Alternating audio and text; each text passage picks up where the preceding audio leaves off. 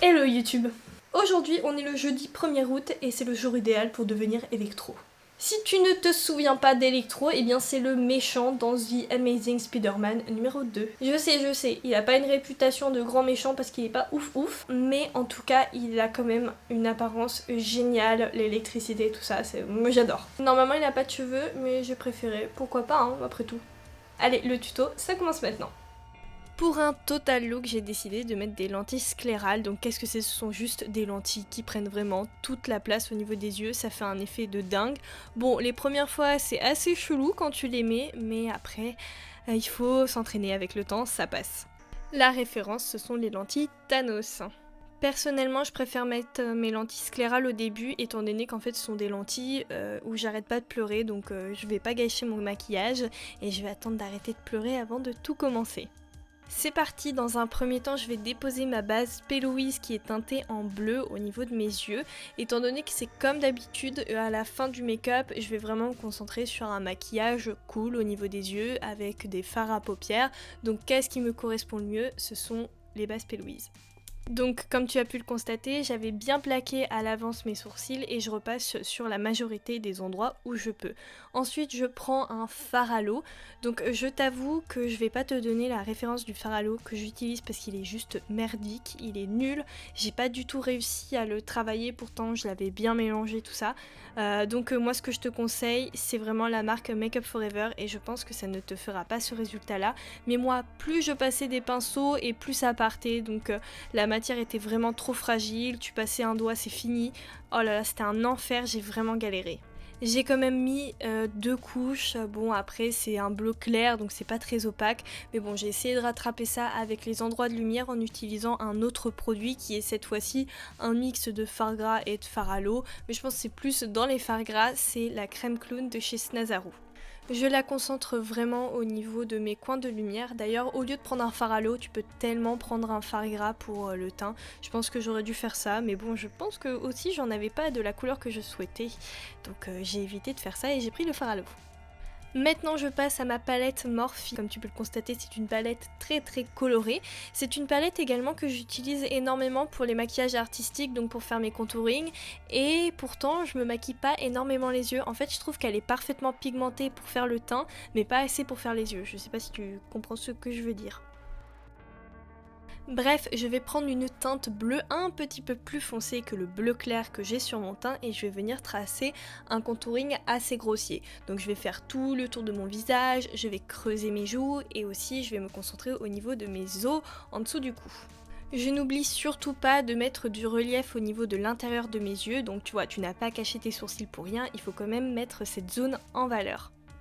Une fois que mon bleu me va parfaitement, je peux reprendre ma palette et prendre un bleu beaucoup plus foncé et me concentrer sur les mêmes zones que j'ai tracées auparavant, mais de manière plus précise. C'est-à-dire que je change de pinceau et je mets la matière en plus petite quantité. Cette étape est très importante parce que ça va te permettre de rajouter du relief à ton visage, aussi ça va donner d'autres références de couleurs, ça va donner un aspect entre guillemets plus humain. Et tu peux également par la même occasion rajouter du noir, pourquoi pas, et encore en plus petite quantité. En tout cas, maintenant que mes zones d'ombre elles sont faites, je vais passer à la lumière, et quoi de mieux que de prendre la Alchemist qui vient de chez Kate Von D pour faire ça. Ça a des reflets, ça veut absolument rien dire, des reflets holographiques magnifiques, je le conseille absolument. Étant donné qu'Electro c'est un personnage qui est dans l'électricité, eh bien j'ai décidé pour ce make-up d'utiliser mon aérographe pour avoir l'effet vraiment que je souhaite. Pourquoi l'aérographe? Parce que je pense que tu l'as vu déjà dans certains de mes précédents tutos et même sur ma chaîne, je l'utilise de temps en temps quand je fais des maquillages artistiques parce que j'adore ça. C'est un matériel très intéressant et puis voilà, c'est un entraînement en plus, voilà, c'est cool. Sache quand même que même si je fais ce tuto avec l'aérographe, tu peux totalement le faire au pinceau. L'un n'empêche pas l'autre, sache-le.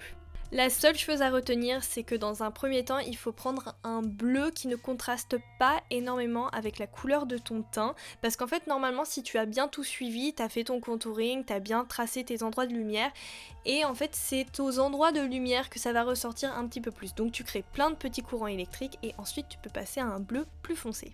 Ce bleu plus foncé, je vais exactement suivre le même procédé qu'auparavant, sauf que cette fois-ci, pourquoi pas, j'insiste un petit peu plus sur la couleur, j'en fais dépasser au milieu de mon crâne, vraiment j'essaye de mettre ces petits courants électriques un petit peu plus en valeur que les précédents. Sachez juste que ces courants électriques bleus plus foncés, ils n'ont pas à trop être superposés avec les anciens bleus quoi, c'est vraiment en mode aléatoire. Et c'est à ce moment-là que vient jouer ma petite base P. Louise que j'ai mis au tout début de mon maquillage parce que je vais utiliser une palette de make-up que je kiffe, d'ailleurs par la même occasion, c'est la Blue Blood de chez Jeffree Star. Je commence par maquiller ma paupière et surtout le coin interne avec un bleu classique qui va avec l'ombrage que j'ai créé tout à l'heure. Et après je prends une couleur que je pense j'ai beaucoup trop sous-estimée, c'est la bleu foncé de la palette, elle est juste magnifique. Et là encore une fois c'est pareil que le contouring, j'intensifie à mort les ombres. Et plus j'avançais dans mon make-up en regardant mon image de référence et plus je me suis dit mais en fait Electro, en fait il a toute sa zone centrale qui est beaucoup plus foncée que le reste, donc j'ai bien insisté là-dessus et j'ai coloré mon nez en bleu plus foncé. J'ai pris un rouge à lèvres que j'adore et qui est vraiment de la couleur parfaite, qui vient de chez Too Faced, le Melted Matte bleu. Je l'ai mis sur mes lèvres mais genre j'ai pas dessiné mes lèvres, je les ai mis vraiment à la one again en mode toutou, tu tapotes et puis voilà c'est bon. Pour mettre en valeur quelques éclairs, je prends un fard à l'eau de couleur blanche et j'en dessine de manière très saccadée. Je rajoute une petite perruque et j'ai mis du crayon bleu dans la muqueuse, c'est très important.